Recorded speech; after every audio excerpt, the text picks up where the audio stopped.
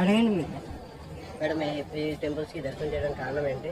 ఇలాగే మీరు అన్ని టెంపుల్స్ దర్శనం చేస్తున్నారు కదా. ప్రతి ఒక్క టెంపుల్కి వెళ్ళి నా వంతు నేను లోక కళ్యాణం గురించి నా వంతు నేను చేస్తున్నాను.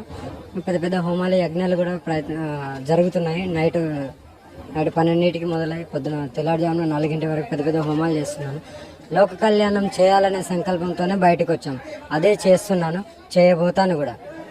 ఎన్ని గోహత్యలు జరిగినా, ఎంతమంది ఆడపిల్లల మీద అఘాయిత్యాలు జరిగినా, గుళ్ళు ధ్వంసాలు చేసినా నా పోరాటాన్ని మాత్రం ఎవరు ఆపలేరు కూడా. ఈ సందర్భంగా హిందూ మతానికి ఏం చెప్తారు? హిందూ సమాజానికి నేను ఇదే చెప్తాను, అందరం కలిసికట్టుగా పోరాడదాం. మన ఆడపిల్లని మగ పిల్లోడిని మనమే కాపాడుకుందాం. మన కుటుంబాన్ని కాపాడితే చాలు.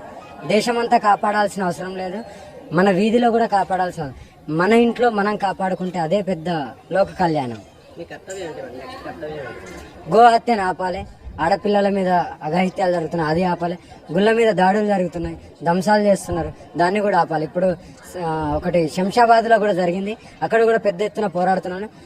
రేవంత్ రెడ్డి కానీ ఎవరికైనా సరే ఆయన సీట్ను ఎలా దించాలో నాకు తెలుసు కాబట్టి ఆయన ఏ పదవిలో కూర్చున్నారో దాన్ని కూడా దించే ప్రయత్నం చేస్తున్నాను.